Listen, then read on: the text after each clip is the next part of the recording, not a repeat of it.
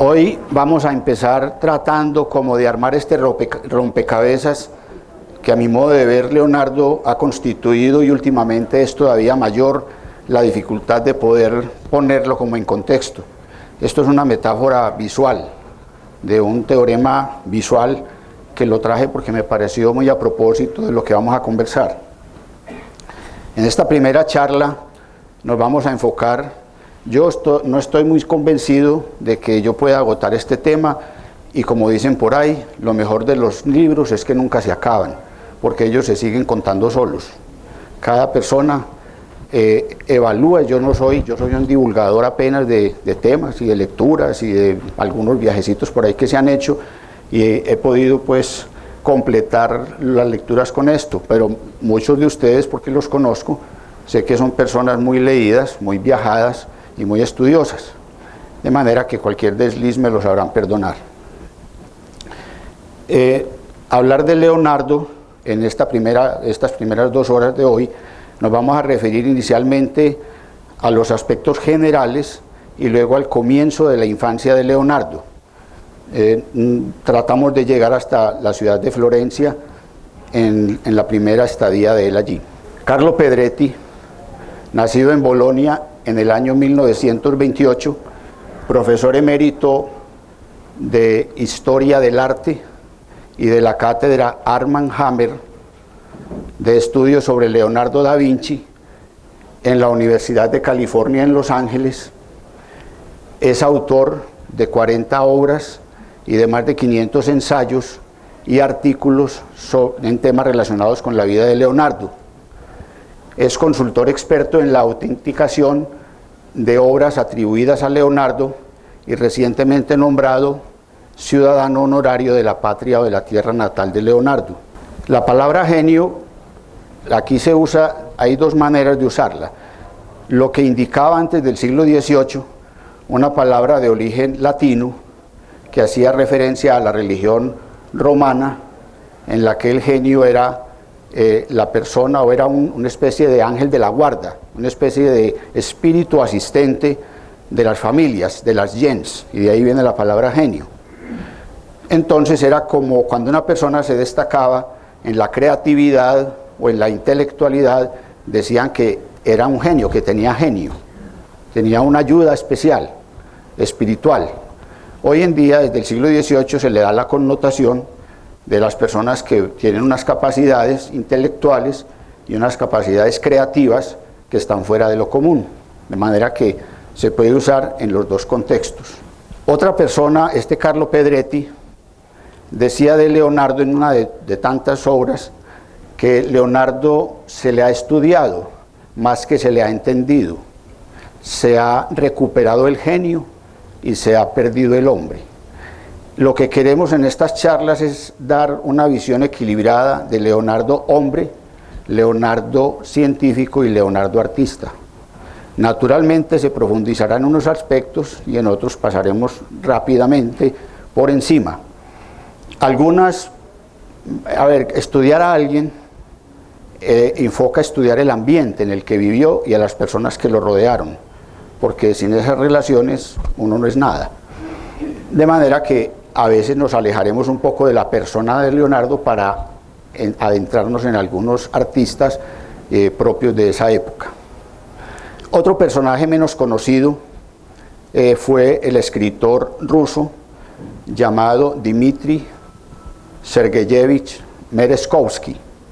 Él nació en San Petersburgo en el año 1866, falleció en París en 1941. Lo que ven ustedes es el lugar, el cementerio ruso de París, que se llama el cementerio de Santa Geneviève o Santa Genoveva du Bois, Santa Genoveva del Bosque. En París hay muchos cementerios importantes. El más conocido es el Père Lachaise, el otro es el de Montparnasse, donde hay muchos artistas también y muchas otras personalidades sepultadas, y en este cementerio se encuentra sepultado Dmitri y su esposa Saidia Guipuis, también una poeta. Este señor fue el poeta ideólogo del simbolismo ruso en la época de plata de este género literario en aquel país. Él escribió una trilogía de novelas históricas entre el año 1896 y el año 1905. La trilogía empezaba con la caída de los dioses y Juliano el Apóstata, y continuaba en 1900 con la resurrección de los dioses y con el romance de Leonardo. En el romance de Leonardo este señor pone una frase muy afortunada. Es una obra que se consigue, creo que se consigue, es muy entretenida. Hay muchas cosas como en todas las novelas, algo de ficción, algo de verdad, pero es muy entretenida para los que no la han leído. Se la recomiendo como parte de las lecturas. Esto fue la frase que él puso ahí. Y uno viendo esta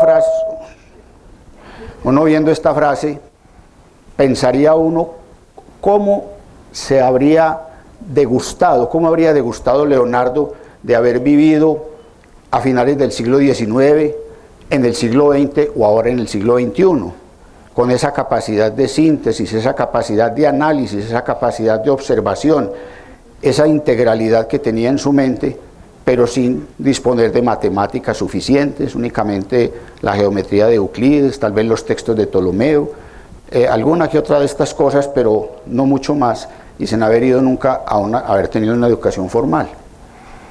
Y por eso entonces me apoyo en este otro personaje, también, creo que sí lo conocen más, porque ha venido 2 veces a Cartagena, al High Festival.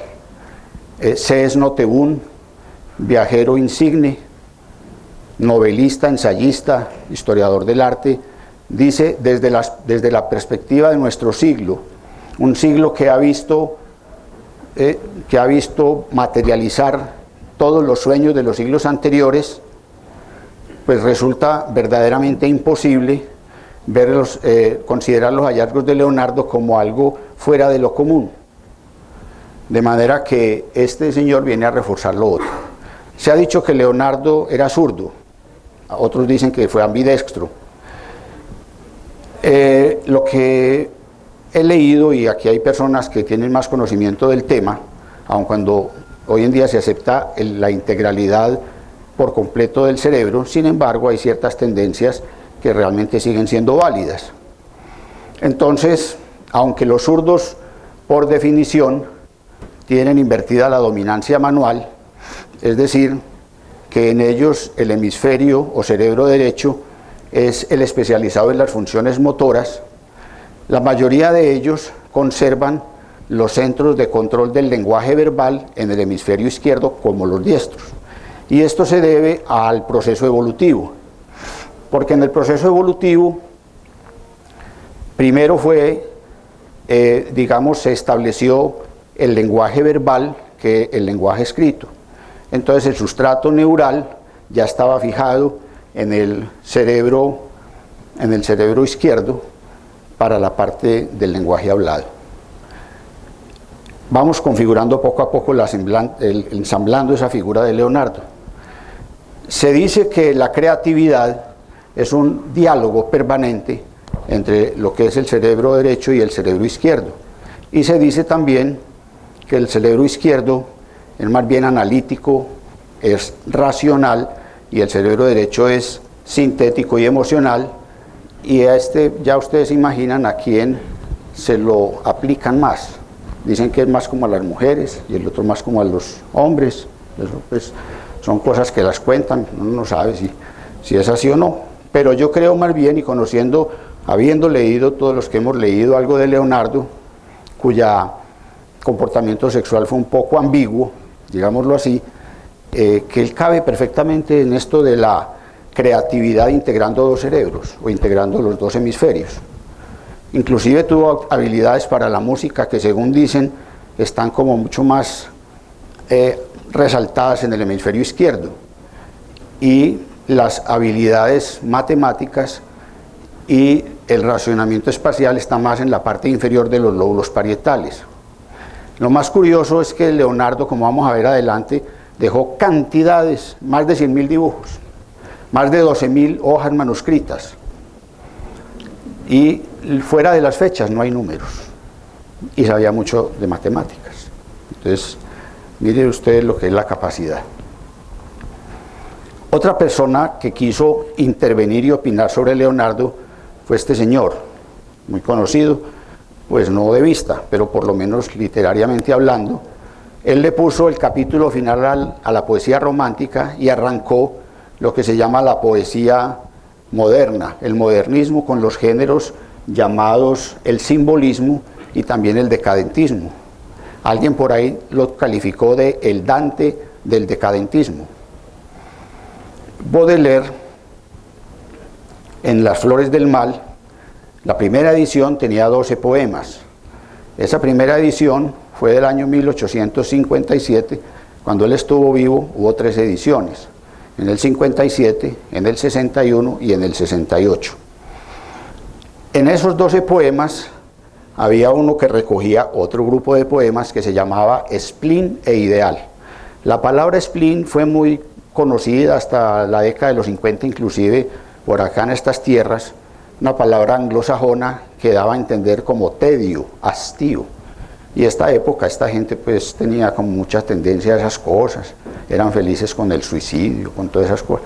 Entonces, en Spleen Ideal hay un poema que se llama Los Faros, y ese poema, este señor Charles Baudelaire, porque él no solamente fue poeta y calificado como poeta maldito, sino que también fue crítico de arte, y era crítico a través de la poesía o por medio de la poesía.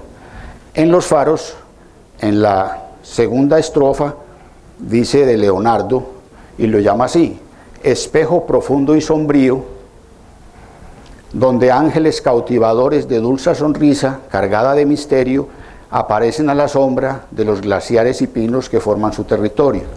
Y vamos a ver después, cuando veamos los ángeles que aparecen en las diferentes obras de Leonardo, eso de ángeles cautivadores, de bella sonrisa, cargada de misterio, como si en realidad es muy bien leído por este señor. Es la segunda estrofa. En la primera está dedicada a Miguel Ángel y así sucesivamente.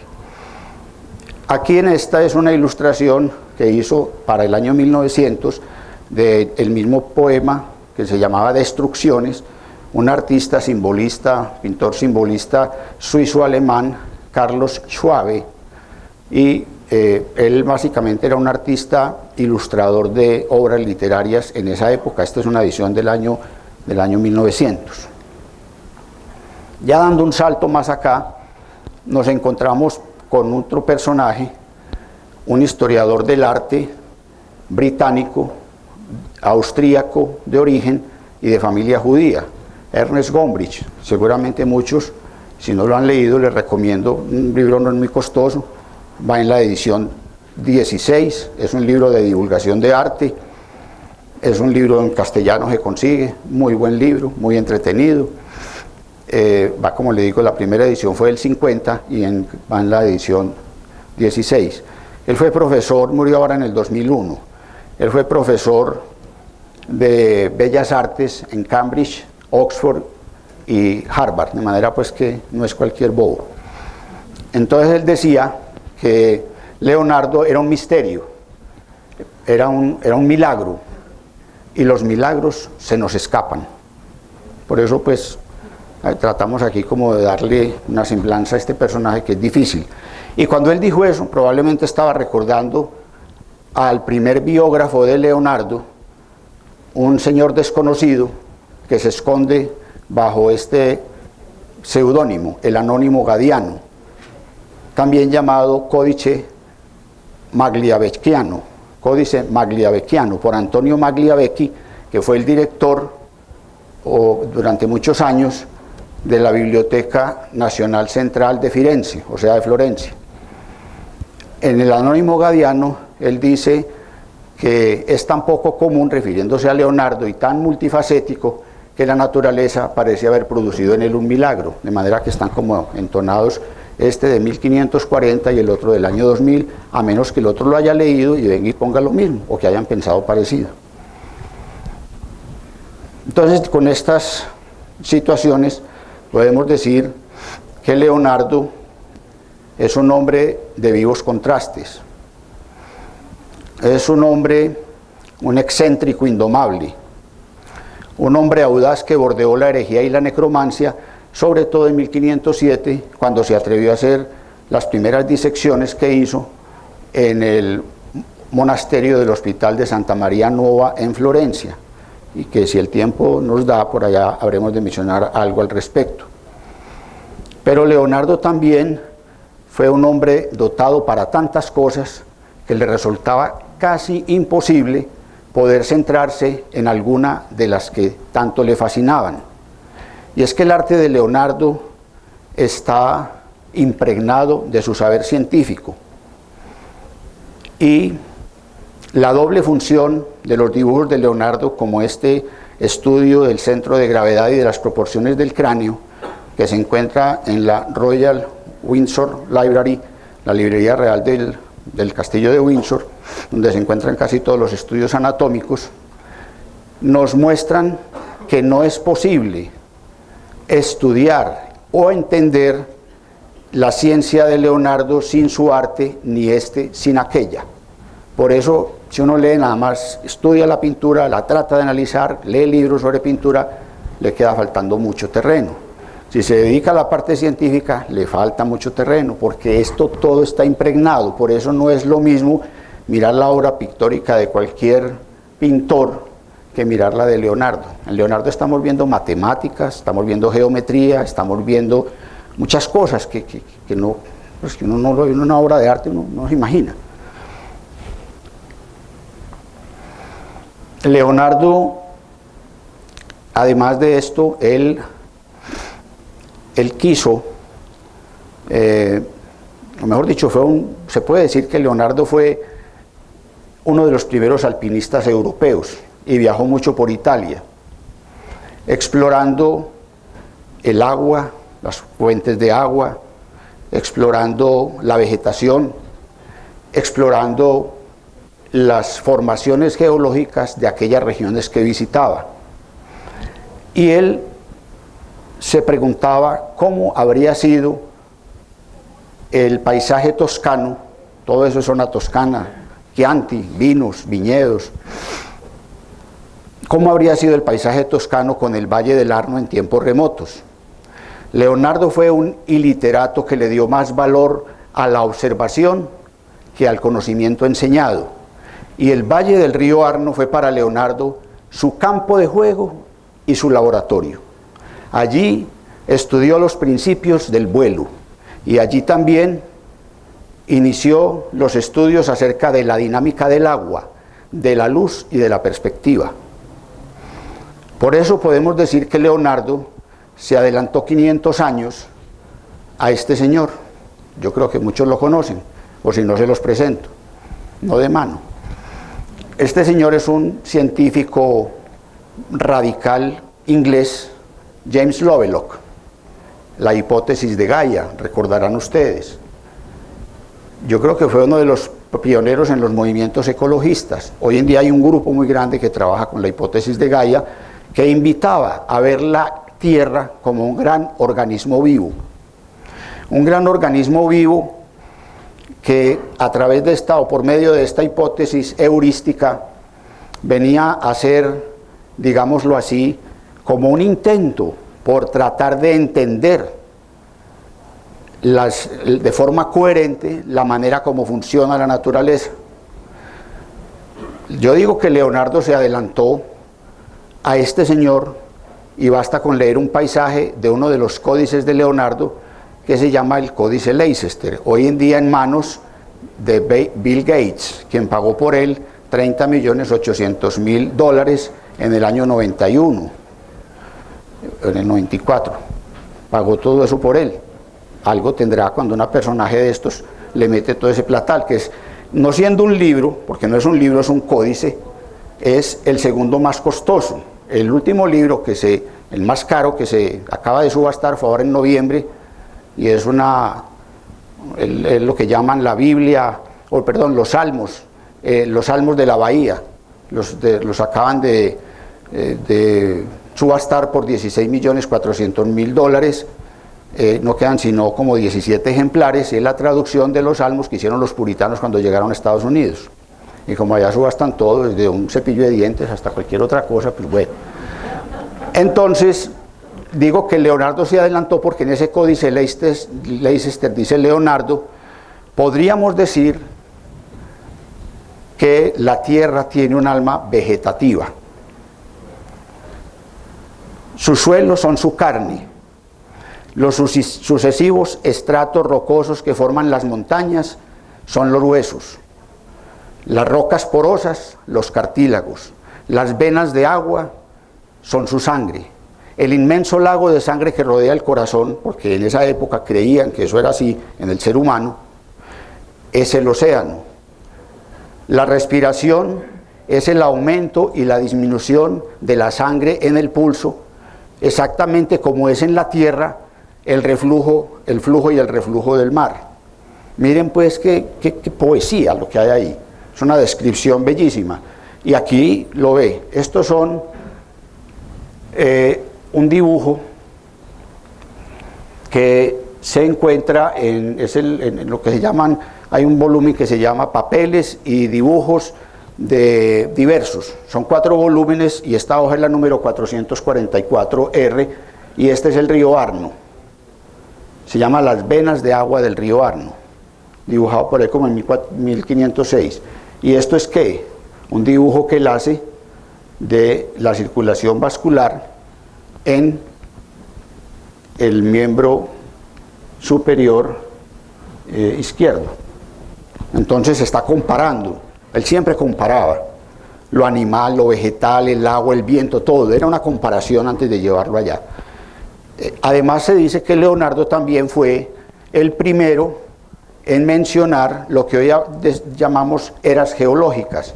Y hay un paisaje muy bonito donde él dice en uno de sus cuadernos: y llegué a la boca de una gran caverna, sentí gran curiosidad por explorar el mundo y a la vez temor por lo desconocido.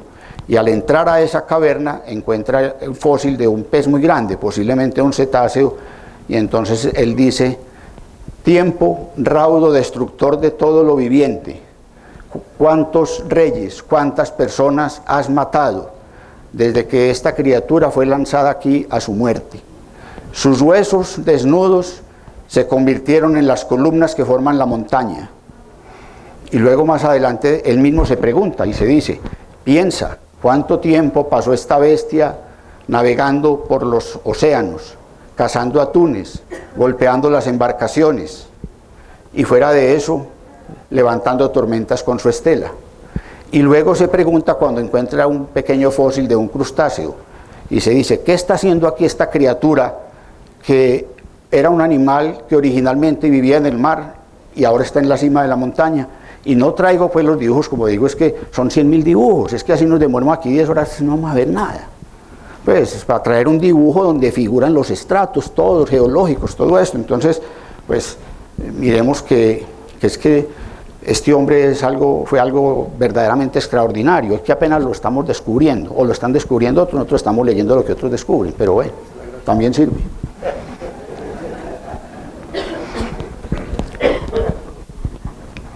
Esta no es una galería del DAS, ni de Chuzá, ni cosas de esas raras, nada. Aquí se dice que Leonardo fue el más temprano precursor de todo un linaje de científicos y de filósofos que tuvieron como centro de estudio la naturaleza de la forma orgánica. Y entonces empecemos así brevemente a enumerarlos. Lo conocen ustedes seguramente. Immanuel Kant, el filósofo de Königsberg, hoy en día Kaliningrado, famosa por el Museo de Ámbar, que desapareció, ahora lo reconstruyeron. Hoy en día es rusa, en esa época era prusiano. Kant nos decía que el universo está formado el universo entero es un conjunto de fenómenos interrelacionados y que obedecen a leyes determinadas, así nosotros no conozcamos esas leyes. Y estas leyes, y sin estas relaciones, nada tendría fundamento, pero que el hombre, y lo dice en otra de las obras, en la Crítica de la Razón Pura, el hombre puede llegar a captar estas relaciones a través de una serie de conocimientos a priorísticos que tiene en su mente. Y Leonardo, lo cito así, no, más bien parafraseado, dice que él buscaba una ley en todo y decía, tiene que haber una ley y nosotros los hombres tenemos que encontrar esas leyes para no violentarlas incautamente. Leonardo era una persona de un cuidado con todo lo que hacía, con la naturaleza, con sus semejantes, con los animales, con todo, de un cuidado y de un respeto pues, que en esa época llamaba la atención. Entonces Leonardo decía que, por ejemplo, había que buscar la ley para ver cómo se distribuían las cejas, los pelos de las cejas, para poder llevarlo bien a la pintura, y lo estuvo buscando. Entonces ahí vamos viendo. Este segundo, sí, más conocido, o también muy conocido, Alejandro von Humboldt.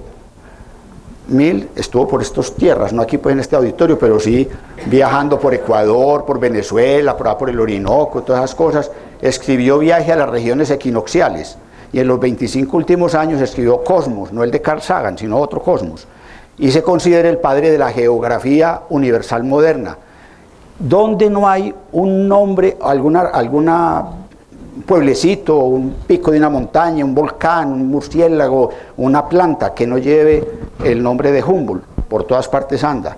Ese hombre pues se considera el padre de la geografía universal moderna. Luego encontramos a otro.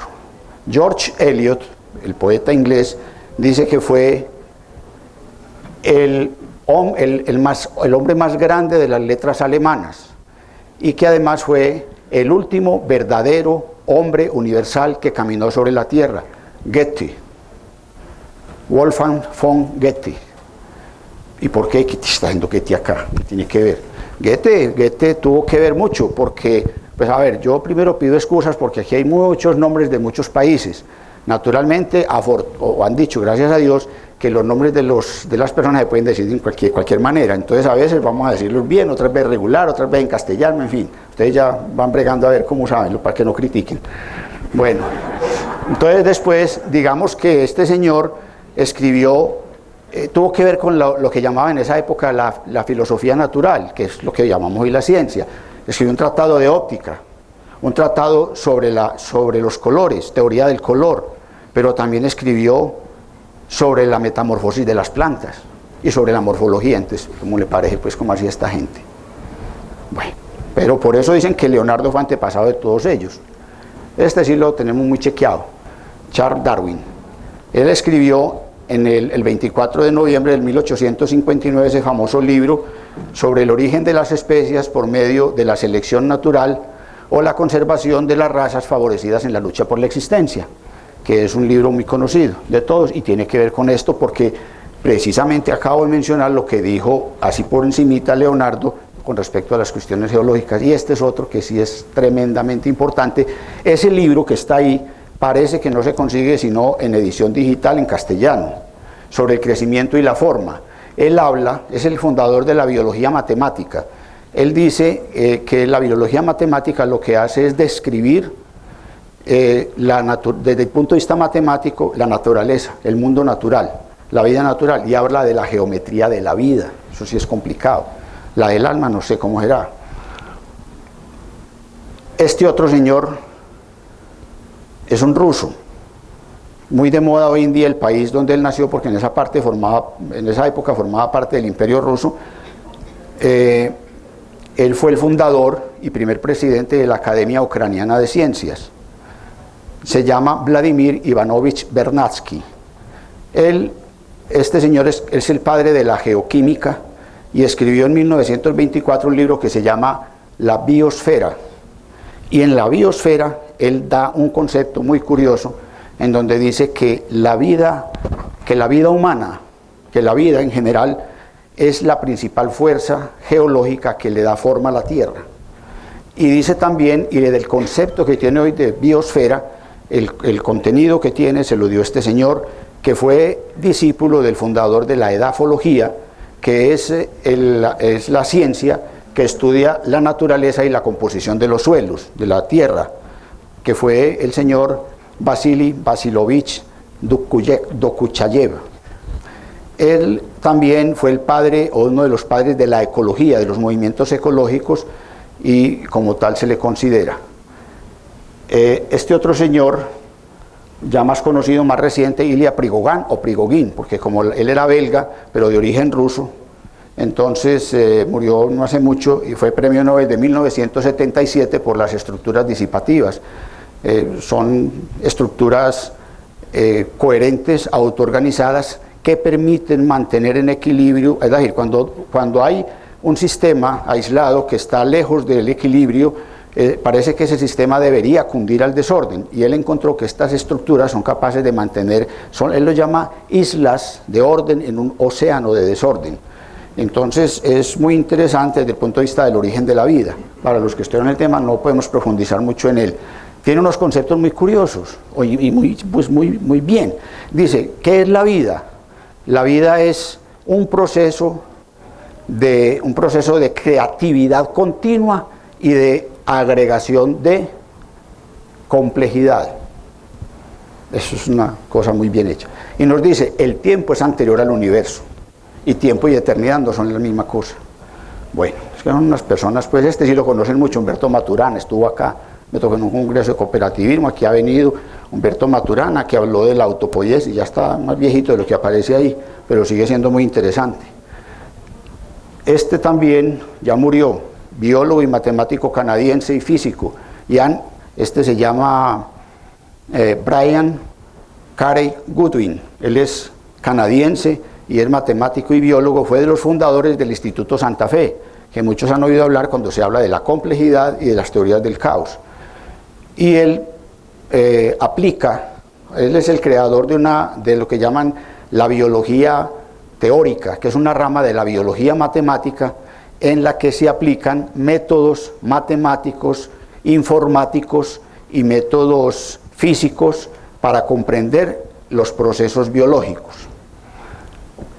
Este es un señor que escribió un libro ya algunos pueden haberlo leído, ¿Juega Dios a los dados? Se pregunta acerca de aquella famosa conversación entre Einstein y creo que el otro era Niels Bohr. Bueno, este sí está vivo. Y este otro señor es una sorpresa, yo no lo había conocido, pero tiene ese libro tan interesante, Redes complejas, del genoma al Internet. Es profesor y es muy joven, un catalán, Ricard Solé. Ahí está dando una conferencia en Santa Fe. Él dice de Leonardo lo siguiente, dice, Leonardo nos enseñó que el conocimiento es la única arma que tiene el hombre contra la intolerancia. Una frase bonita, filosófica, puede que en teoría, pero es raro que uno vea pues a una persona, a un físico, un matemático, quebrándole la cabeza a otro, eso es difícil, a un filósofo. Bueno, entonces todo esto como dije, Leonardo se considera precursor de todas estas gentes. Y siguiendo ensamblando ese rompecabezas que es Leonardo desde el punto de vista humano, un poquito de ciencia, un poquito de todo a la vez, nos dicen que Leonardo fue un hombre extraordinariamente tolerante y humano. Fue un hombre de naturaleza bondadosa y amable. Fue un hombre, pero el estilo de vida y la conducta personal de Leonardo eran discordantes con la idiosincrasia de la época en que vivió, una época parecida a esta en que la vida humana no tenía mucho valor. El hombre, curiosa, una paradoja del Renacimiento. Algo importante en el Renacimiento es que reconocen al hombre y el hombre toma las riendas de su destino en el Renacimiento, pero no respeta la vida. Pues todavía falta mucho camino por recorrer. Nosotros sabemos qué tan importantes son todas nuestras personas, pero le podemos tirar el carro encima y lo tiramos, no hay problema. Entonces ahí sabemos cómo es esa paradoja que se llama ser humano. Entonces Leonardo, como dije, era discordante en todo esto, y él, Kenneth Clark, que es también otro eminente erudito británico, vivo todavía, en uno de sus libros nos dice que aunque Leonardo dejó uno de los registros más voluminosos y más completos del funcionamiento de una mente que haya llegado hasta nuestros días, en sus cuadernos de notas rara vez se puede intuir algo acerca de la personalidad o acerca de su comportamiento o de su carácter. Y es que Leonardo fue muy reservado en todo lo que tiene que ver con los sentimientos y los pensamientos de índole personal. difícilmente se encuentra una pista de su vida emocional, muy difícil encontrar una pista en los miles de hojas manuscritas que él dejó. Y fue tan reservado en su vida sexual como lo fue en los demás aspectos de su vida. Por eso dicen, y lo dice pues este señor, que aunque Leonardo en su pintura fue un maestro en expresar las emociones más sutiles del alma, los sentimientos personales los reservó para sí. Él nada que tuviera que ver con ninguno, y tuvo muchos alumnos, muchos discípulos que convivieron con él mucho tiempo, pudo haber tenido muchos rivales y muchos enemigos. Nunca se encontrará una referencia a una persona en concreto en nada de lo que escribe. Por eso es una persona muy interesante. Y eso que él decía, que lo más importante en la pintura de la figura humana es expresar en gestos la pasión del alma.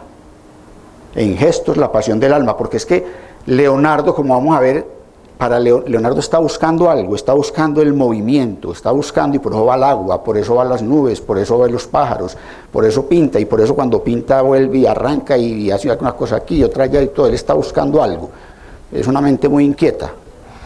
Entonces, para él, para Leonardo, el cuerpo humano es la expresión externa y visible del alma, modelada por su propio espíritu.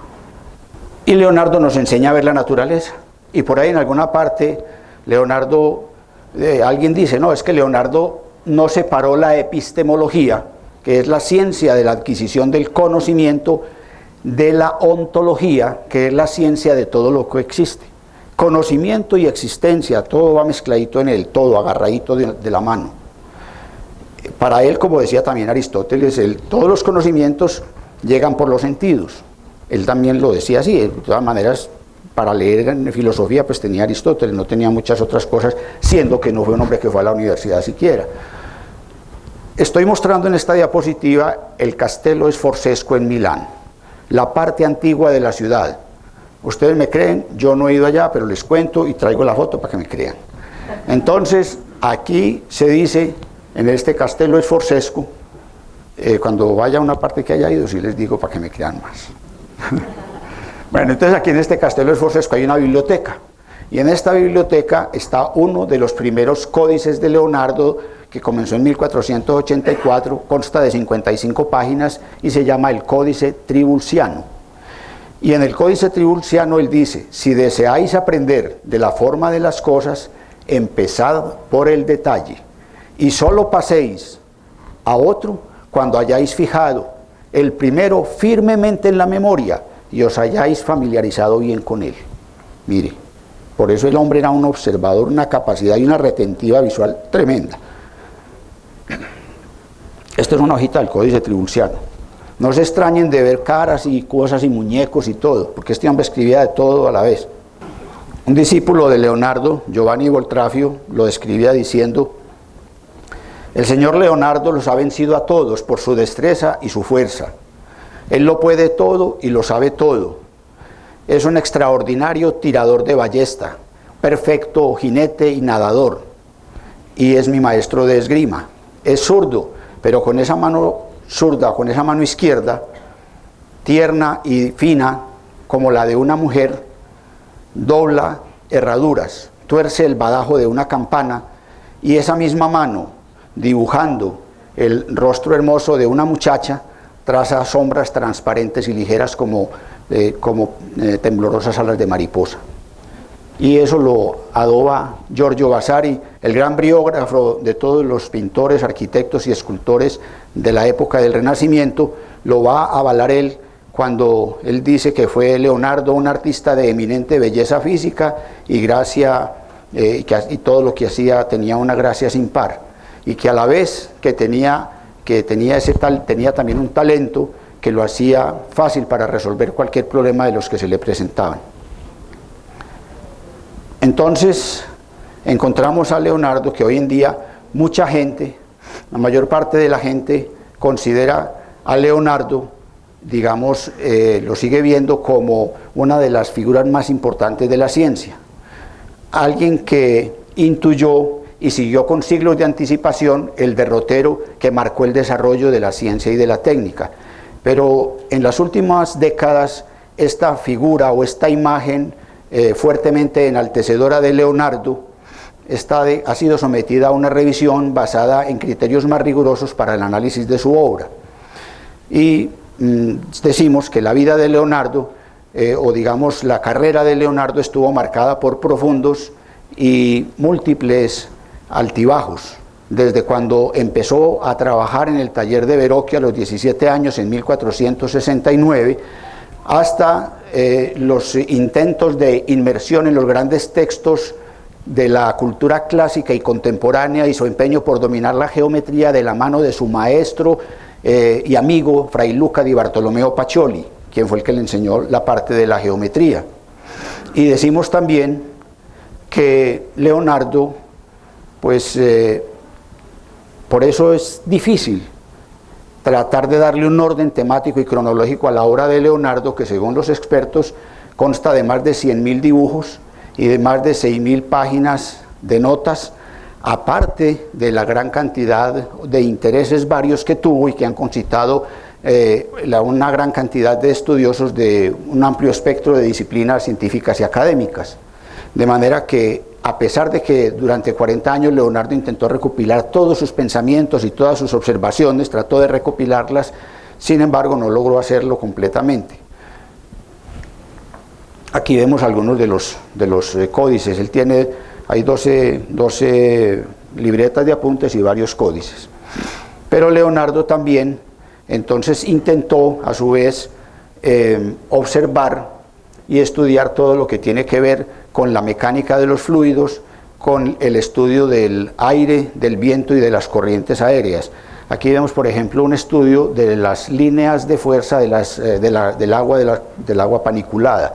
Aquí unas tiendas que son unas tiendas que fueron arrancadas por el viento, y aquí vemos un diluvio, una especie de diluvio que él pintaba, se imaginaba. Todos estos dibujos los hacía él, simultáneamente que iba pintando con otras cosas y que tenía otra serie de pensamientos.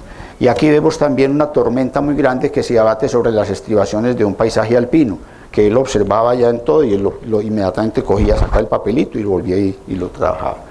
Y lo mismo acá, el agua, encontrando un estudio sobre el agua en que hay un obstáculo para el agua y ve cómo el agua comienza a disminuir, y lo compara luego con el aire cuando veamos los otros aspectos. Miren acá este tipo de estudios del agua, qué belleza. Y lo mismo con respecto a lo que tiene que ver con las máquinas. Él estudia también lo que es el movimiento, la fuerza, el peso y la percusión, para poder con esto construir las máquinas de acuerdo con estas interacciones. Este se encuentra en el Museo Leonardiano. Y también los estudios anatómicos de Leonardo, y también las transmutaciones geométricas. Que alguien dice que las transmutaciones geométricas, dice Fritjof Capra, esto es una transmutación geométrica, convertir un poliedro en un cubo, sin cambiar para nada la sustancia. Entonces dicen, Leonardo, ya estos son ejemplos de la topología, que la topología es una matemática sin números, es una matemática que tiene que ver con la transformación continua de un objeto en otro. Por ejemplo, un objeto de estos, mire que se transforma, sin cambiar sus límites. Son objetos, topológicamente, estas dos figuras geométricas son la misma cosa. Entonces por ahí dicen, no, es que un topólogo es alguien que no es capaz de diferenciar un pocillo y una dona. Entonces, y Leonardo dejó escritos en 2 hojas o 2 folios grandes del Códice Atlántico esto que se llama del ludo geométrico, que es prácticamente eso. Hoy en día todas estas cosas, para ir agilizando, lo están utilizando en las redes de sistemas, lo que llaman la red en BUR, la red en árbol, la red bueno, eso tiene muchos nombres, para instalar diversos computadores o servidores en línea. Se usa la topología, es un tema relativamente complicado. Entonces dice, Leonardo se le adelantó a Poincaré, Henri Poincaré, no al presidente de Francia, que era primo de él, o tío, sino a Henri Poincaré, que fue el que trabajó el espacio topológico. Aquí vemos más transformaciones. Es decir, una circunferencia, un triángulo, un cubo y un cilindro son exactamente lo mismo topológicamente hablando. El uno se puede transformar en el otro en forma continua sin aumentar ni disminuir materia. no cambian para nada, exactamente lo mismo. Entonces en topología usted puede encoger, puede estirar, puede doblar y todo, siempre y cuando no rompa ni separe, no un matrimonio, no rompa ni separe lo que está unido, pues no está hablando de San Pablo. Entonces, bueno, ahí vienen ejemplos. También se encontró en el Códice Atlántico una hoja en que hay un dibujo de un bolso. Entonces este bolso, Carlo Pedretti, de quien hablamos en la primera diapositiva, estudió y vio que era un dibujo de un bolso de mano. Entonces una firma, ustedes saben que en Florencia, en Italia, pues las firmas de moda son ancestrales casi, que esta firma data como de 1600 y pico, la firma Gherardini, que por coincidencia o porque lo buscaron así, tiene el nombre de la Mona Lisa, de Lisa Gherardini. Entonces trabajaron el dibujo, esto es hecho a mano, sacaron 99 bolsos de estos, todo es trabajado con base en el dibujo de Leonardo, es cuero de becerra, o sea de ternero, y es cosido a mano, sacaron 99, no sé el precio, no encargué para ninguno. Aquí está en la exposición del diseño allá en Florencia, que se hizo el año pasado o antepasado, si no estoy mal. Bueno, aunque Leonardo respetó y admiraba a los ingenieros de su época, como por ejemplo a este señor y a Filippo Brunelleschi, que construyó la famosa cúpula allá, este señor Francesco, muchas de las cosas que nosotros hoy en día nos reventamos la cabeza, cómo deben ser las ciudades, porque allí ellos ya hubo 3 tratados para ver la ciudad. Este trataba de mirar la ciudad desde el punto de vista de lo que llaman el urbanismo imaginario. Entonces la ciudad debería ser relacionada, y así lo pensaba también Leonardo, hay una relación entre la anatomía humana y la arquitectura, entre las ciudades y el cuerpo humano.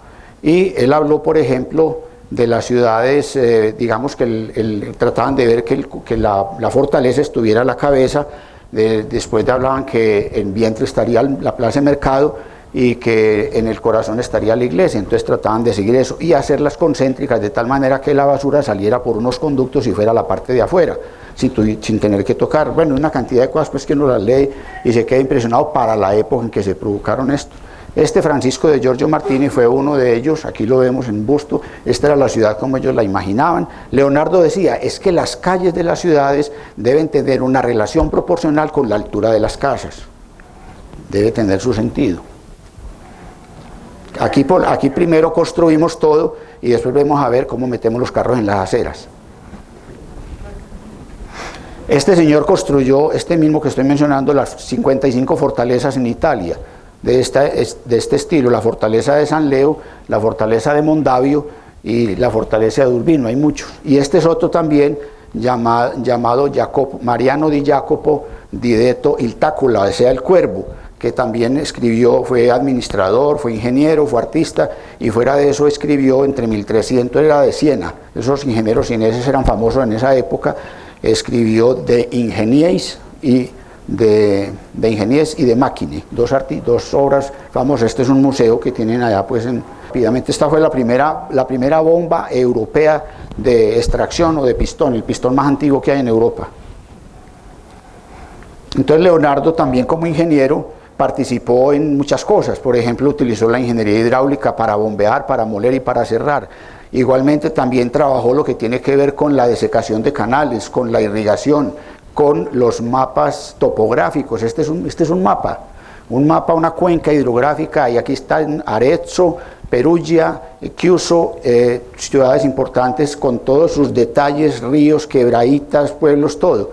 En esa época, como hubiera estado montado por ahí en un helicóptero y no necesitaba hacerlo.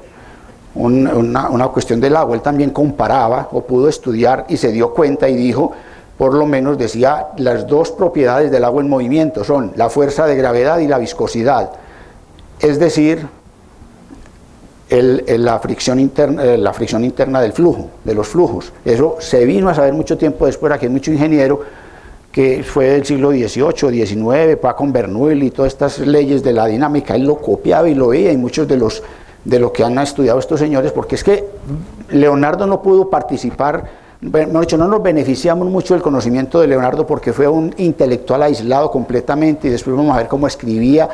A ver, hay 2 maneras de estudiar las obras de Leonardo, la diplomática y la crítica. Y la diplomática nos dice, escribía con una sintaxis supremamente raras. Escribía en espejo, de izquierda a derecha, pero cuando le daba la gana, otra vez escribía en abreviatura. El único punto que usaba era el punto, una vez lo usaba permanente y otras veces como en el otoño del patriarca, nada que no lo usaba. Y diferenciaba remolinos, vórtices, las aguas de las presas, las aguas de las cascadas, medía los flujos y se dio cuenta que el agua era incomprensible, y creo que sigue siendo incomprensible. Los que son aquí de ingeniería, pues no sé. Él decía que era incomprensible y que por más formas que adoptara, por infinita forma que tuviera, siempre la masa sería la misma.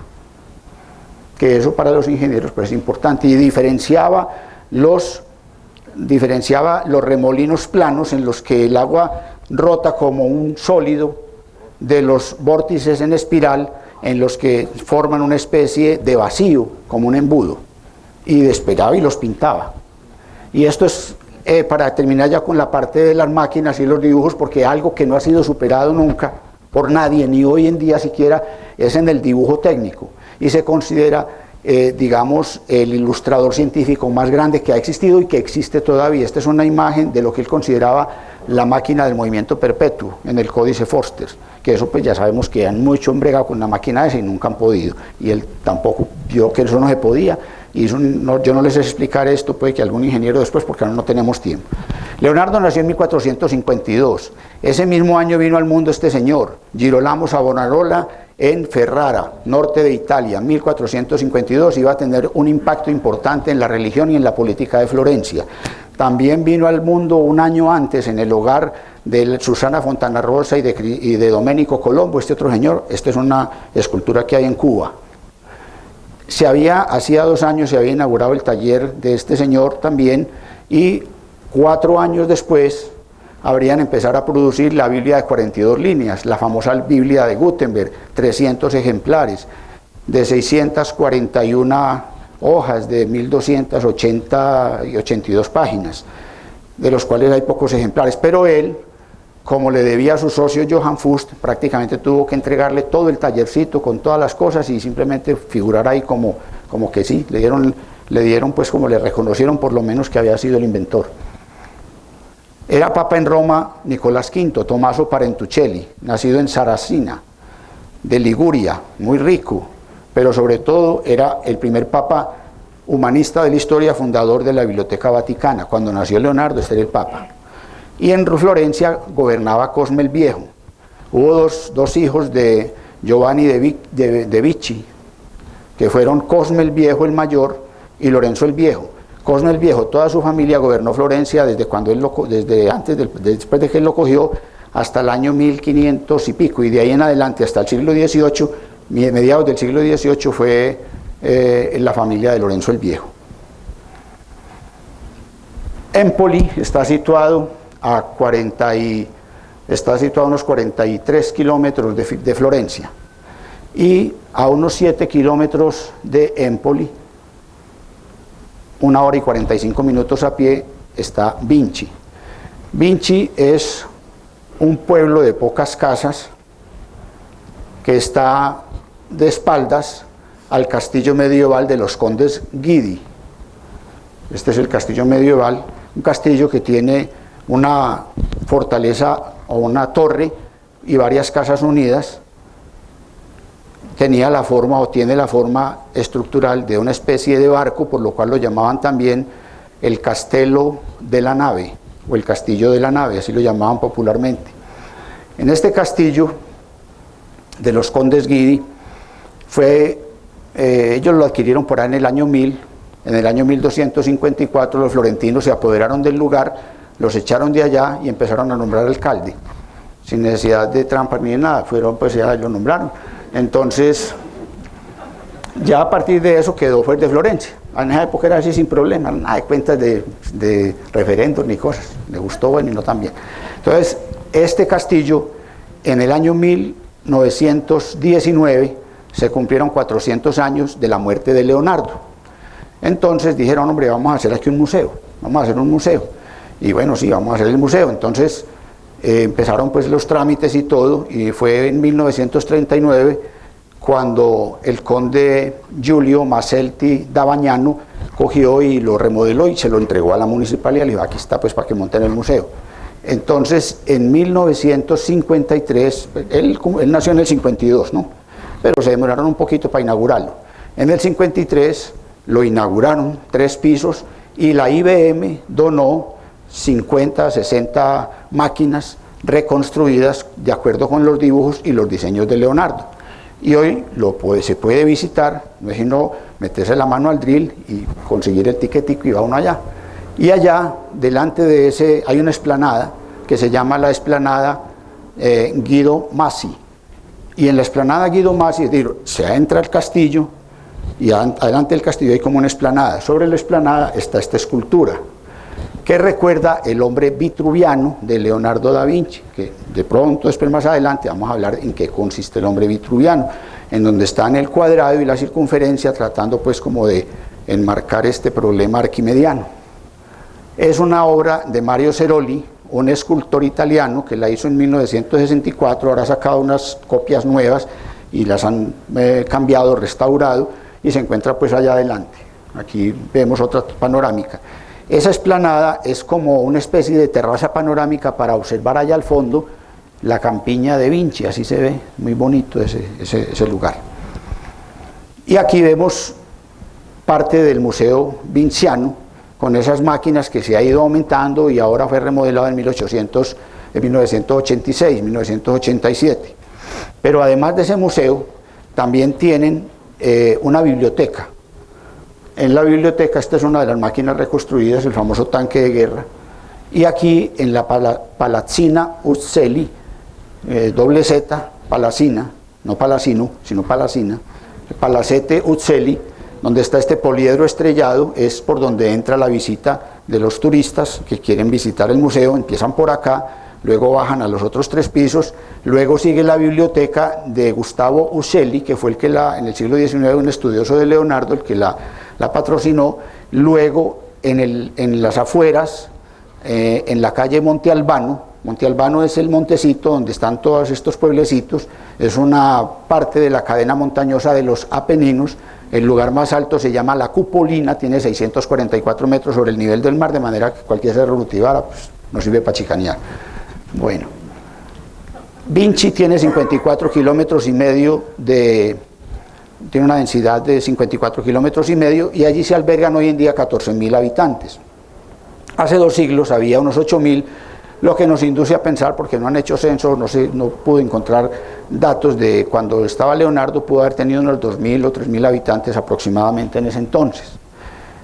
Vinci es, digamos, un paisaje, como ustedes lo ven, rodeado por unas suaves colinas onduladas, cultivadas con vides y olivares, y se abren al Valle del Arno.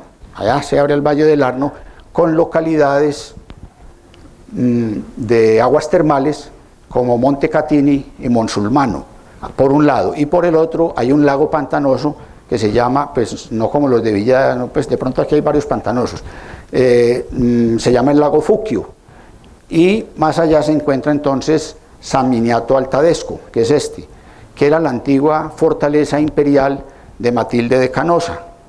Para los que no se acuerden de Matilde, les cuento que Matilde fue socia, muy amiga del Papa Gregorio VII, y lo apoyó en la querella de las investiduras cuando los emperadores, en esa época pues no había mucha diferencia entre el emperador y el Papa, los emperadores querían nombrar también a los eclesiásticos. Entonces el Papa dijo que nombrara eclesiástico pues lo excomulgaba.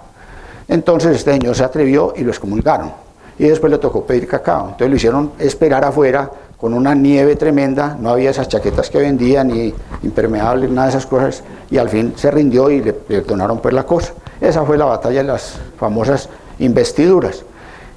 Allí, Matilde, les cuento pues este chisme, en el Vaticano no hay sino 2 mujeres enterradas, donde están pues todos los papas y todo. Una es esta señora Matilde de Canosa, y la otra, la reina de Suecia, Cristina. Los demás son puros hombres, o eran hombres, y ahora son ángeles. Bueno, entonces, allí en ese castillo hay una vía que se llama la Vía Francígena, o pasa por ahí. Esa Vía Francígena viene desde Canterbury, en Inglaterra, de ahí viene toda la cosa, ¿cierto? Como para una etapa de la Vuelta a Colombia. Entonces, o a Francia sería, o yo no sé a dónde, Italia y todo. Entonces, esa la frecuentaban en ese entonces los peregrinos, los comerciantes, y adivinen quién más. ¿Quién va detrás de los peregrinos y los comerciantes? Las prostitutas. Eso sí, pues. Entonces, eso tiene que ir ahí. Entonces, hoy en día ya es otra cosa. Ya es hoy en día, practican el jogging, el sculpting, todas esas cosas. Es una cosa ya más bien como, digamos, de tipo, ecológico, sí. Bueno, a 2 kilómetros de allí, de Vinci, por un camino que nos recuerda mucho a Víctor Hugo Ayala, el Camino Verde. No el que va a la ermita, sino el que va a Anchiano. Se encuentra la casa Natale di Leonardo, una casa de una sola planta, de piedra, con 3 habitaciones y rodeada de viñedos y olivares. Y precisamente se pregunta uno, para haber nacido en un lugar tan alejado, tan distante y más en esa época, ¿cómo es posible que se sepa la fecha y la hora con tanta exactitud? Pues bien, eso se sabe es porque el abuelo de Leonardo, el abuelo paterno, llamado Antonio, pues él dejó consignados los datos y dejó esto apuntado así, en un cuadernito de notas. Él se murió y el cuaderno se perdió, pero en 1939 algún estudioso por ahí reblujando lo encontró y por eso se sabe que nació Leonardo. Esta es una placa que hay en la casa recordando pues también el nacimiento de Leonardo. ¿Quién era el papá de Leonardo? El papá de Leonardo era un señor de 24 años de edad llamado Ser Piero de Antonio de Vinci. Mire que por ejemplo allá en Italia, Di es del papá, Ser Piero, Ser el hijo de Pedro, Pedro, Ser hijo de Pedro. Entonces, perdón, este era Ser Piero, o sea, el Pedro hijo de Antonio, Ser Piero de Antonio, pues Antonio es el abuelo. Entonces Ser Piero de Antonio da Vinci, ese señor tenía 24 años, había nacido en 1928 y logró seducir, y cuando uno dice seducir, no es solamente invitar al cine, sino el resto también, a una campesina huérfana de 18 años llamada Caterina, o sea Catalina, que trabajaba en la taberna vecina del campo de la Tonaccia, sobre la carretera que bordeando el monte Albano conduce al Valle del Nievole, que comunica a Prato con Pistoia.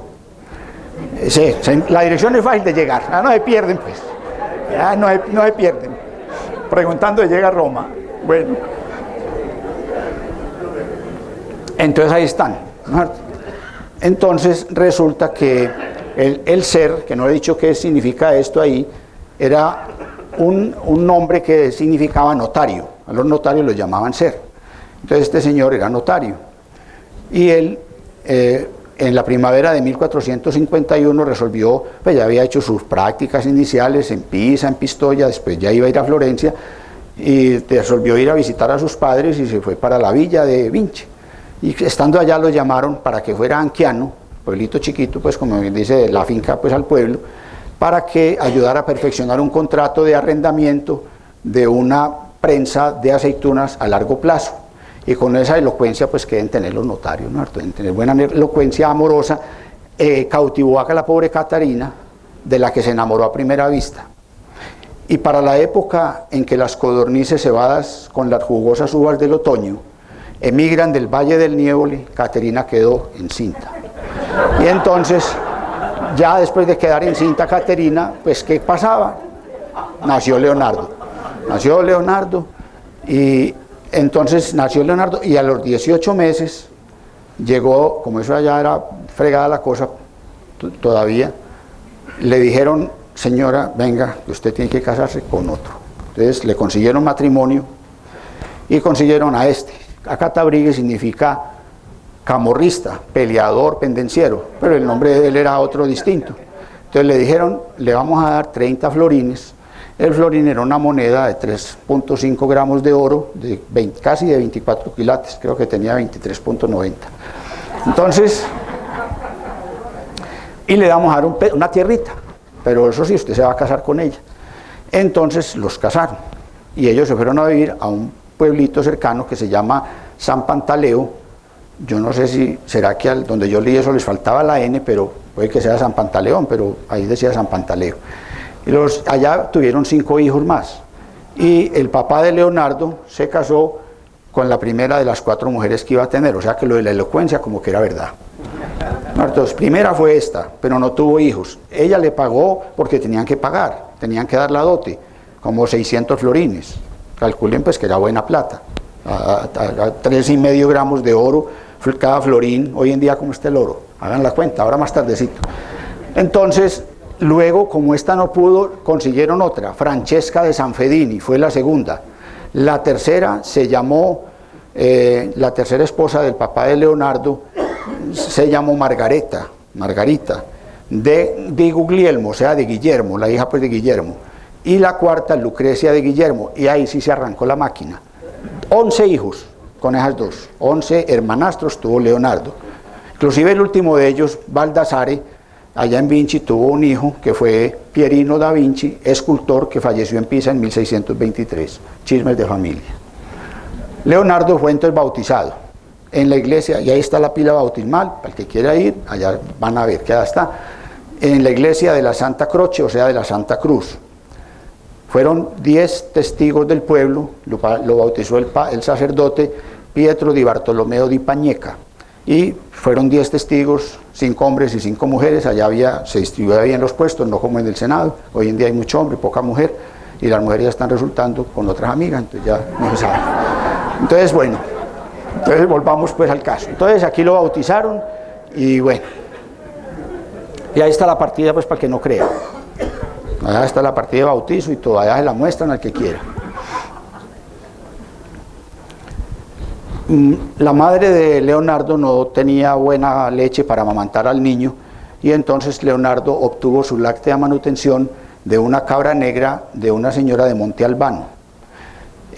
Mientras tanto que los ancianos abuelos, el abuelo tenía como 80 años y la mamá Mona Lucía di Piero Soni de Baqueriano tenía 64 años.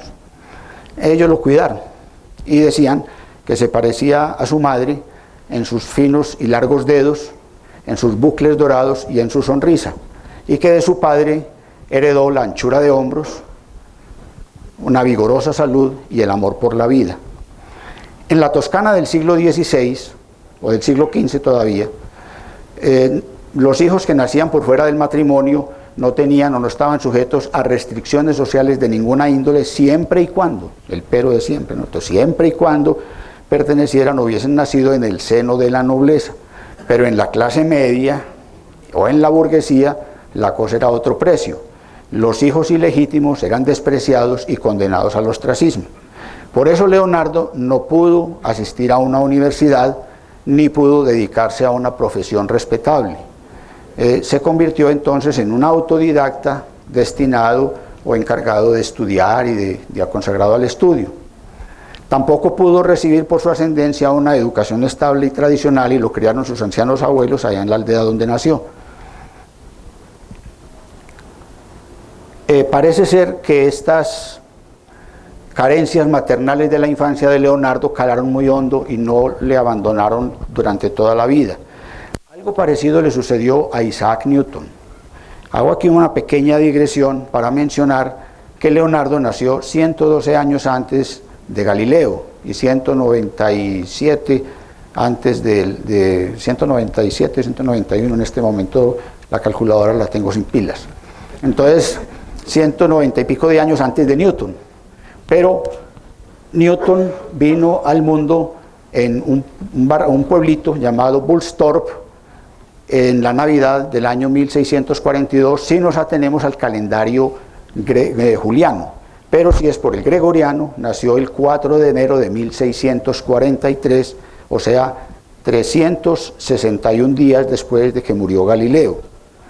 Esta torre es en el lugar donde vivía Galileo después de que fue condenado por la Inquisición, en Arcetri, cerca de Florencia.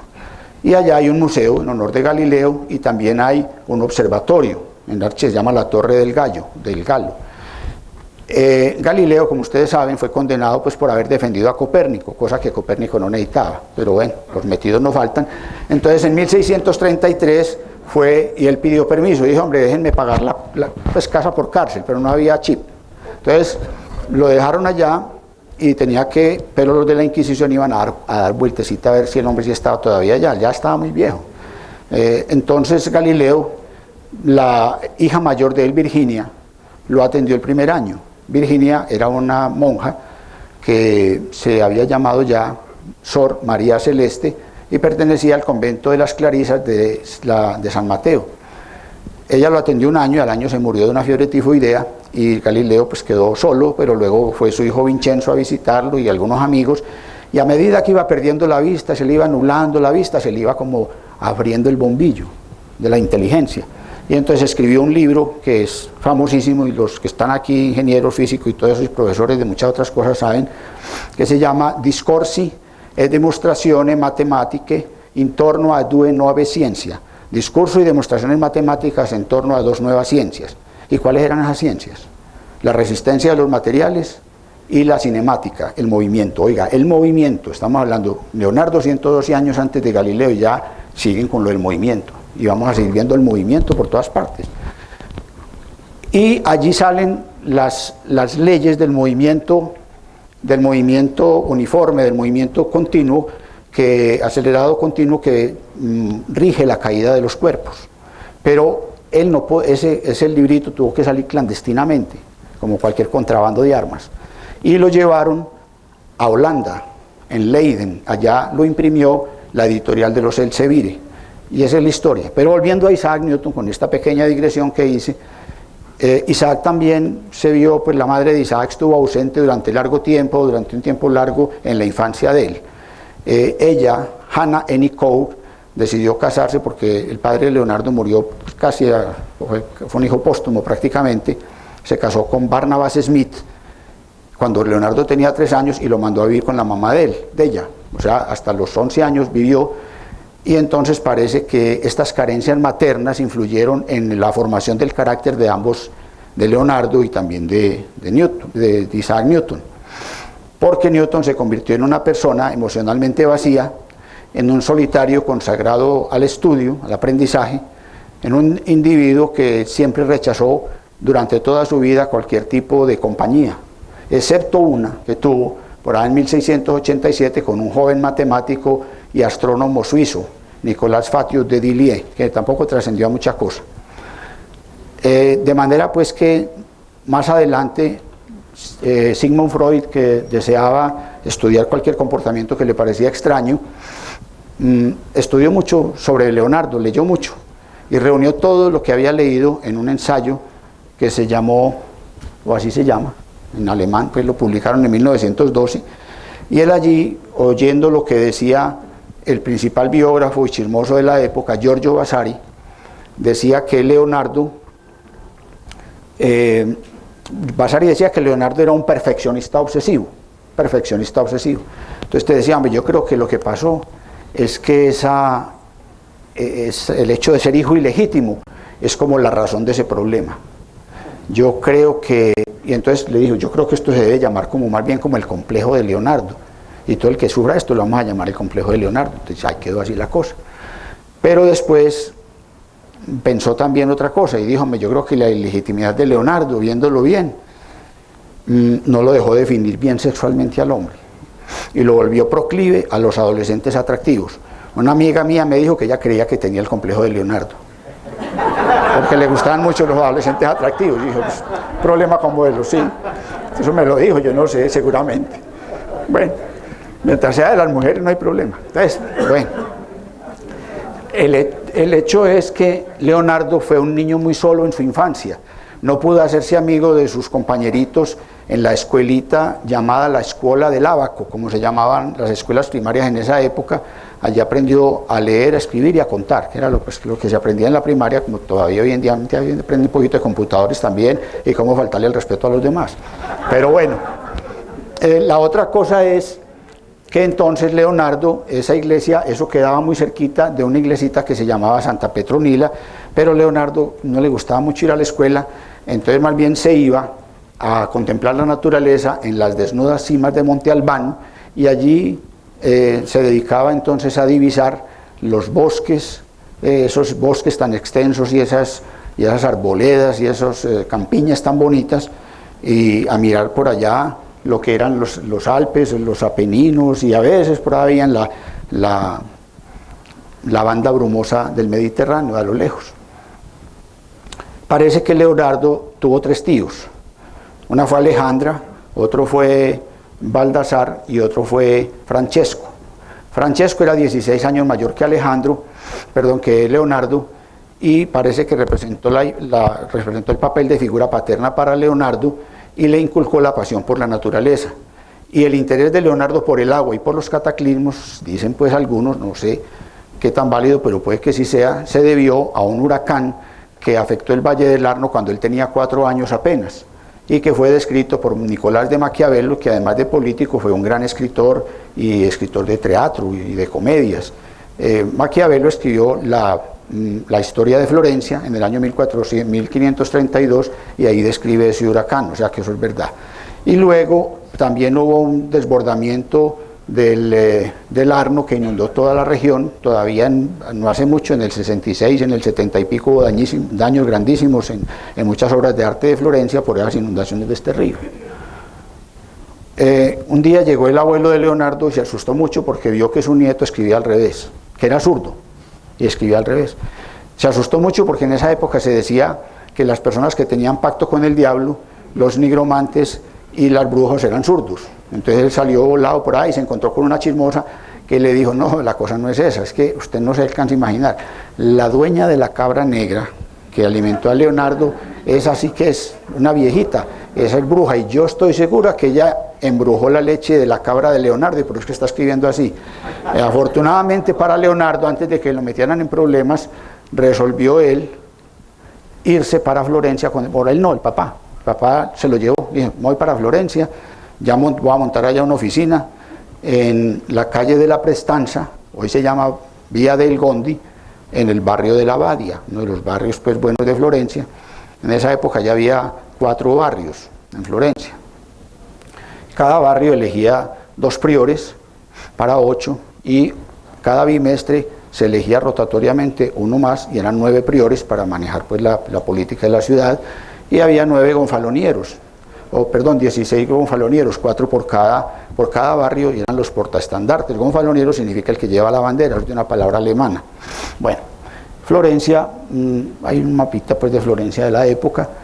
En esa época no había sino un puente, ya ustedes saben cuál es, el Ponte Vecchio, el más viejo, el puente de piedra más viejo de Europa. Y ahora ya hay varios puentes, ahí ven varios de los que hay: el puente de la Santísima Trinidad, el puente a la Gracia, el puente a la Carraya, en fin, muchos puentes. Aquí vemos algunas cosas que vamos a ir viendo poco a poco. Vamos a ir entrando a Florencia, la Basílica de la Santa Croce, el Museo Bargello, la Signoria, por aquí vamos a ver la Basílica del Santo Espíritu, Palazzo Pitti, muchas cositas de estas las vamos a ir viendo ya más en detalle, de la época naturalmente, y algunas de este entonces. Entonces, cuando Leonardo llega a Florencia, puede decirse que ya Leonardo había ido varias veces para acompañar al papá para cualquier vueltecita por ahí que tenían que hacer, pero allí en Florencia se había reunido todo lo que el arte y la cultura del 480 había producido de más sublime y exquisito. Y allí Florencia albergaba personajes como Marmocchi, un astrónomo que tenía importantes instrumentos de óptica. Recordemos que no estamos en la época del telescopio. El telescopio empieza con Galileo, 1600 y pico. ¿Qué era con qué observaban? Con el astrolabio. ¿Ustedes saben a quién se llamó astrolabio? El hijo del monje aquel, o del sacerdote, de Eloísa y Abelardo, llamado astrolabio, que significa un programa que tenía Pacheco: coja la estrella. Eso es coger la estrella, porque ellos con eso medían la altura de las estrellas y se podían más o menos orientar en eso. Y la arfera milar, y no más, ni siquiera el sextante, que no lo habían inventado todavía, ni había telescopio. La gente era a ojo desnudo. Este era más o menos por la parte donde se estableció, pues ya en época más reciente, donde se estableció el papá de Leonardo. Pero entonces Leonardo, se cree que esta pintura o que esta escultura de Andrea Verrocchio, que fue donde fue a trabajar Leonardo, dicen algunos que es un retrato del Leonardo joven. El tipo era realmente para una persona agraciada, de muy buena contextura física, ojos claros. También dicen acá, Rafael Sanzio fue un gran admirador de Leonardo, y en la Escuela de Atenas, que es uno de los frescos que se encuentra en la Stanza de la Signatura, aparece este fresco que ustedes saben. Aquí está Platón y aquí está Aristóteles. Entonces, él le presta a Platón los rasgos de Leonardo y lo viste con una toga rosada, porque la vestimenta, Leonardo era una persona muy pulcra y le gustaba ser muy extravagante en su juventud en las vestimentas, usaba una capa rosada hasta las rodillas, no una minifalda propiamente, pero como una escocesa, hasta las rodillas, pero en esa época las vestimentas eran más abajo, entonces llamaba la atención. Y fuera de eso también llevaba la barba, cuenta el anónimo Gadiano, la barba peinada y muy rizada hasta la mitad del pecho. Aquí lo pinta con este gesto que lo vamos a ver muy frecuentemente en las pinturas de Leonardo. No sabemos exactamente qué simbolismo puede tener, aparte de otras cosas que puedan deciros los de hoy en día, pero en esa época no sabemos exactamente. Y este es el último, a ver, este sí es muy fijo, los otros son discutibles, no, el otro sí, pero este es el único autorretrato seguro de Leonardo que él mismo hizo cuando tenía 60 años, aun cuando ahí aparezca un poco mayor. Leonardo vivió 67 años. Entonces aquí aparece él y todas estas manchas que ustedes ven, este se encuentra en la Biblioteca Real de Turín. Estas manchas se llaman fox marks. Estos fox marks son unas manchas cafés, producto de la humedad, de naturalmente la respiración, todo lo que pasa con estas cosas, y depósitos de sales ferrosas que se acumulan y dan estas manchas. Inclusive en estos días salió una noticia que lo iban a tener que esconder o colocar en ciertos lugares para poderle hacer un tratamiento especial. Cuando Leonardo pintó esto, aquí se ve una cierta desazón, que lo vemos aquí en la comisura del labio. Ya él estaba con la salud un poco débil, tenía la visión también desmejorada, pero lo que más le dolía a él era que cuando estaba en Roma, pues ya le estaba pasando de moda como artista. Ya Rafael y Miguel Ángel, jóvenes, estaban pues, en la plenitud. Entonces, sin embargo, si miramos acá, vemos esa tranquilidad, esa serenidad, esa mirada profunda de una tranquilidad de una persona que no. Y lo diremos más adelante cuando lo estemos enterrando, si es que nos dan tiro. Leonardo llegó a una casa situada muy cerca de este palacio, el Palazzo Pitti, que ustedes los que han ido a Florencia, lo ven, pues no sé, recuerden que detrás del Palazzo Pitti están los jardines de Bóvoli, que son muy bonitos, y que eso es una verdadera obra pues de arte muy bella, es un ninfeo prácticamente. Este palacio después lo vamos a describir mejor, un palacio burgués, típico burgués, propio del Renacimiento. Este palacio, Leonardo llegó una noche, en estos días, tocó a una casa cerquita de allá. Vivía el hijo de Dominic Toscanelli, que era el papá de este. Este señor se llamaba Paolo del Pozo Toscanelli, nacido en 1397 y fallecido en 1482. Dominic Toscanelli, Paolo del Pozo Toscanelli, era un hombre de rostro más bien repugnante, ustedes dirán si sí o si no, de ojos, dicen que de ojos muy claros, muy bonitos, pero lo más bonito que tenía era que era un célebre naturalista y médico graduado de la Universidad de Padua, y seguía siendo muy bonito porque tenía también, era además de eso, matemático, físico, astrónomo, astrólogo, geógrafo, cosmógrafo, y fuera de eso también administraba o conservaba la biblioteca de un rico de Florencia llamado Niccolò de Nicoli, que tenía 800 volúmenes en el monasterio degli Angeli de los monjes camaldulenses.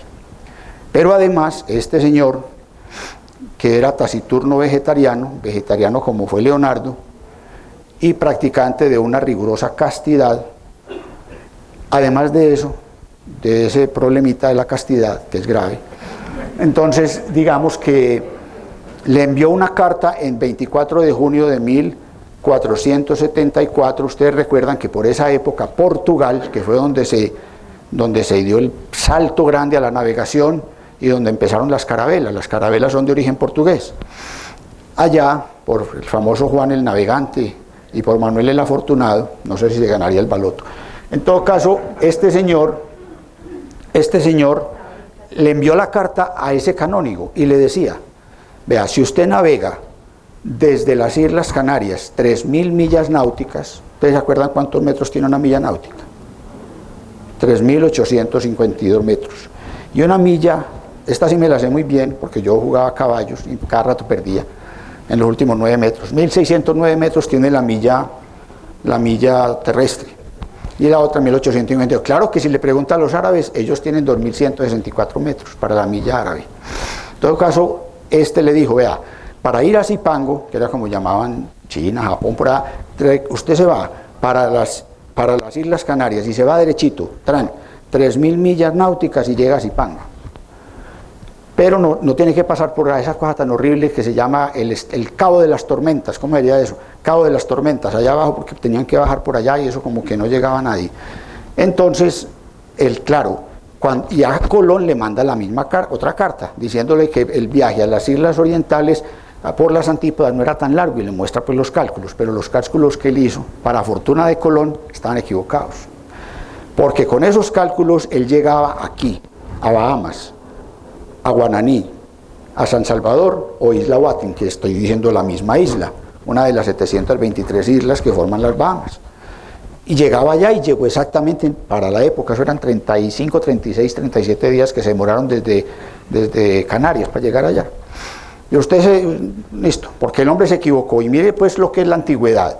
Eratóstenes de Cirene, y estamos hablando del año 270 y pico antes de Cristo, él allá caminando y midiendo los camellos y midiendo el sol y todas esas cosas, logró sacar que la circunferencia o que el diámetro de la Tierra era de 252.000 estadios, es decir, 39.700 kilómetros. Hoy en día, medidas pues con toda la ley, son 40.067.96 kilómetros, o sea que se equivocó en 300 kilómetros, nada. En cambio este señor se equivocó y por eso llegó allá. Con las 3.000 llegaban a Zipango, sino ahí pues a Bahamas. Le faltaron todavía 10.600 millas para él llegar, o sea que se equivocó como en un 20% del tamaño de la circunferencia de la Tierra, y por eso llegó Colón, quedó muerto en 1506, muerto de la dicha, pensando que había llegado a la India, y él fue aquí. Bueno, y ese fue el mapa que llegó, pero este señor también tenía otra cualidad, y era que era astrónomo, y él cogió a Leonardo y apenas vio que el muchacho tenía como buen sentido para las matemáticas, se lo llevó a una cabaña que tenía en la parte alta, Pollo Alpino, como se llamaba eso. Pollo es como colina, Poggio, escrito con doble G y O, y allá le enseñó todo lo que él sabía. Él se sentaba todas las noches, dividía el mapa de Florencia en regiones y trazaba las trayectorias a ojo desnudo de los cometas. Inclusive calculó el acercamiento del cometa Halley de 1456. Y llegó a una conclusión, porque mire que no se requiere a veces ni siquiera instrumentos. Hoy en día la gente se sienta en un monitor y miran los datos que mandan todos estos satélites que han enviado, que están por ahí, todos estos grandes telescopios, y ahí pueden descubrir lo que quieran, sin necesidad de moverse, ni de mirar por allá para arriba, y no aquí con matemáticas y cosas. Y él llegó a la conclusión, y hasta ese momento Aristóteles decía que los cometas eran vapores sublunares, o sea que están por debajo de la luna y que tenían órbitas irregulares. Dijo, no señor, los cometas tienen órbitas regulares y están mucho más allá de la luna. Mire que ya, a puro ojo, viendo para un montecito, logró eso, muy importante. Y ya para terminar, empezar pues claro que, por ahora les digo yo, ustedes me van a disculpar porque habrá momentos en que uno quisiera terminar con Leonardo, pero hay que tocar todos estos temas porque él va por ahí, por ese camino. Llegamos al Renacimiento. A Leonardo le tocaba el privilegio de conocer a todos aquellos grandes artistas cuyas manos estaban llevando a cabo esas transformaciones sustanciales de una época que hoy se conoce con ese nombre y que no es otra cosa que un cambio, digamos, un amplio movimiento cultural que se produjo en Europa occidental entre los siglos XV y XVI y que afectó el arte, la literatura, las ciencias naturales, la filosofía y las costumbres sociales y políticas. Y como retomó elementos del pasado, de la época clásica, entonces se le llamó Renacimiento, volver a nacer, instaurar de nuevo. Y ya Petrarca en el año 1336, en un poema que se llama África, dice: los nietos de mis contemporáneos podrán salir de este largo sueño al nuevo esplendor del pasado. Entonces el Renacimiento, el primero que lo menciona es este señor, Giorgio Vasari. Giorgio Vasari nacido en el año 1511. ¿En dónde nació? En Arezzo, en Italia. Él escribió esta obra que, digamos, es la fuente principal de todo estudiante de arte, de todo el que quiera conocer algo de esa época, que se llama Le vite de più eccellente architettori, scultori e pintori da Cimabue insino tempi nostri. Quiere decir, vida de los más excelentes arquitectos, escultores y pintores desde Cimabue, que fue el maestro de Giotto, un pintor del 300, 1260, 1340, hasta nuestro tiempo, o sea, hasta 1574, que fue cuando murió este señor, que fue el primer historiador del arte, no solo italiano, sino occidental. Pero además de eso también, aquí tenemos una vista de Arezzo. Pues yo no sé ustedes que en los viajes que hacen, a uno siempre lo llevan pues como a las mismas partes, pero de aquí yo quiero que también, así no terminemos con Leonardo, ustedes salgan con unas inquietudes para que cuando vayan por allá se vayan a otros lugarcitos distintos y puedan degustar el arte que no nos muestran en las excursiones, porque es bellísimo, son cuitas chiquitas y están todas muy cerquita. Esto es una belleza, la plaza de Arezzo, muy cerquita. Allá nació él, y esta es la casa de Vasari, la casa, pues una partecita de la casa de Vasari. ¿Qué hizo Vasari fuera de escribir? Esta la conocen muchos, ¿cierto? Los Uffizi, la galería de los Uffizi, eso se llamaba el Palazzo de los Uffizi, él lo construyó 1460 a 1480, 1560 a 1581. Y luego eran oficinas administrativas, se llama Uffizi, de los oficios, y es simétrico, hoy en día es una galería de arte. ¿Qué hizo también? Esta la reconstruyó también en el siglo XVI, es la porta florentina de Sansovino. Sansovino era un lugar que está entre una región que se llama Val de Chiana, del río Chiana, entre Florencia y Arezzo, y ellos vivían disputándose eso, los florentinos que eran fuertecitos se quedaron con ella, y él, Vasari, fue el encargado pues de reconstruirla en el siglo XVI. De allá es Andrea Sansovino, pues se llama de Monte Sansovino, se llama eso. ¿Qué más construyó Vasari? El famoso corredor vasariano. No sé los que han ido a Florencia si tuvieron la oportunidad, si no, cuando vayan, visítenlo. Es este corredor que el duque de Toscana, Cosme I de Médicis, pues él no quería contratar mucho escolta ni mucha cosa, entonces más bien le dijo a Vasari que le construyera un corredor que lo comunicara, ¿no es cierto?, hasta el Palazzo Pitti, que ellos habían comprado por el capricho de su esposa. Los caprichos de esa época también eran caritos, entonces le construyeron esto todo, se llama el corredor vasariano, 1 kilómetro, y por dentro eso es una galería de arte llena de autorretratos y de todo, así es por dentro, entonces una belleza. Lo construyó Vasari entre 1559 y 1565. También fue pintor, manierista, estilo Miguel Ángel, es un admirador de Miguel Ángel. Lo hemos visto en muchas cosas de mitología, por toda parte lo presentan. Ese famoso Cronos castrando a su padre Saturno, está en uno de los frescos del Palazzo Vecchio. Y también los que han ido allá a Santa María, después de que oigamos esto, los que hayan ido y puedan volver, tengan ese gusto, no van a volver a ir de esa iglesia, porque van a encontrar una cantidad de cosas. Y los frescos de la parte interna del juicio final, de la cúpula de Santa María de la Flor, son hechos en buena parte por Giorgio Vasari antes de morir, y por Federico Zuccaro, 3.600 metros cuadrados, eso es tremendo.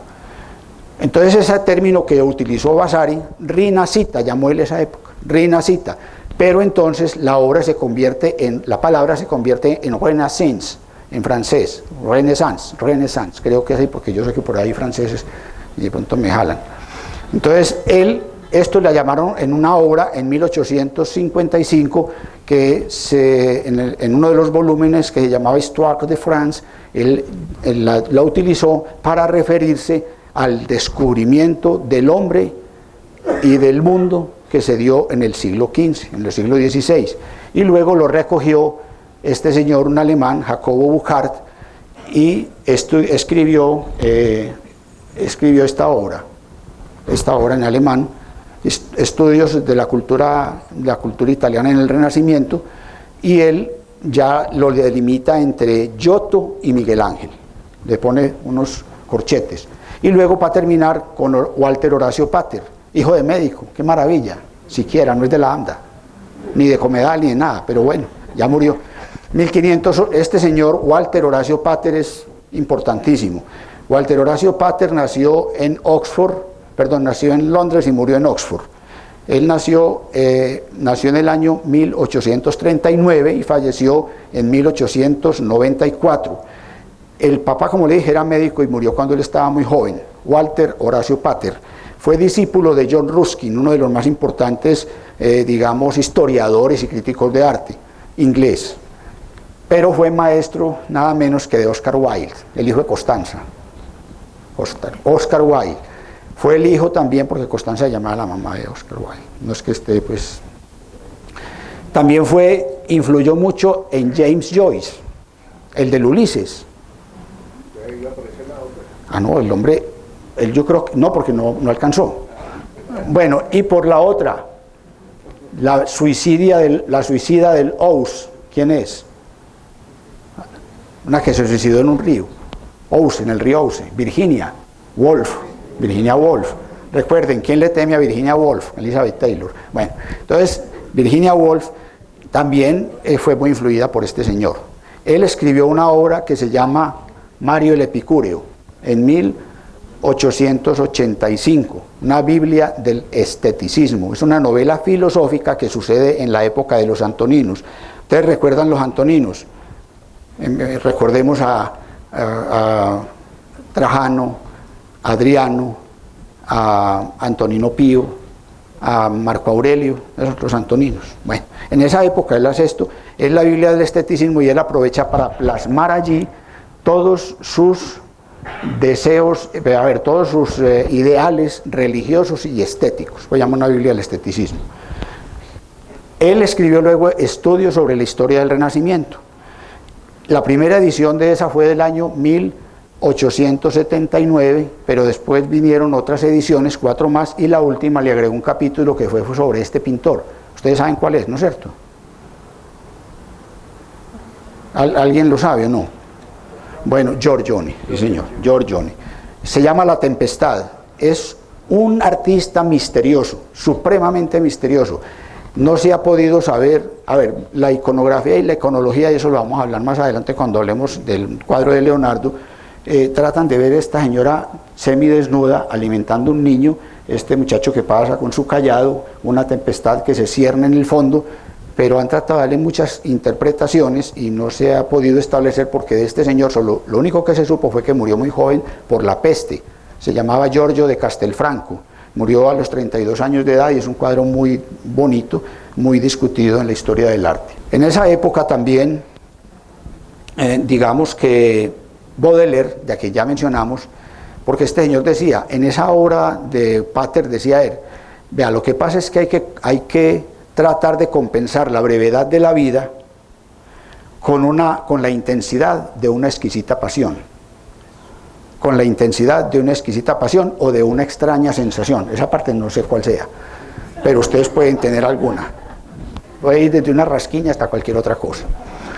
Entonces él decía que para poder llegar allá, a esa situación, había 3 cosas, que era la pasión poética, el ideal de la belleza y el amor por el arte.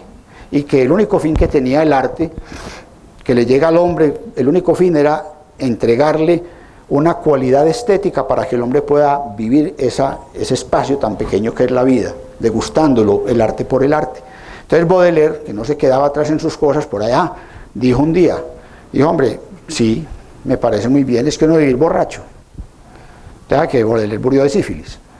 Uno debe vivir borracho de vino, o borracho de poesía, o borracho de virtud, o borracho de amor, pero vivir borracho, y era que en esa época vivían también borrachos como ahora.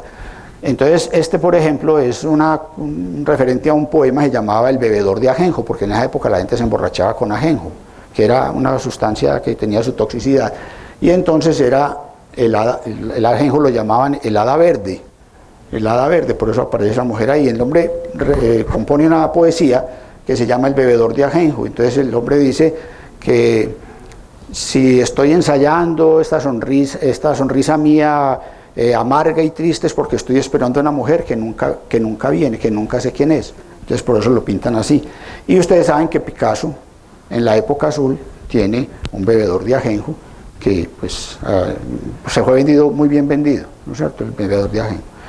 Bueno, entonces, como yo no quiero demorarlos más, nos quedamos en esta partecita. Como les digo, después, si no hay necesidad como de meternos mucho en esto para avanzar en Leonardo, para que alcance el tiempo, los paso y arrancamos en otro, y no vemos a Donatello y seguimos con otro, no hay problema.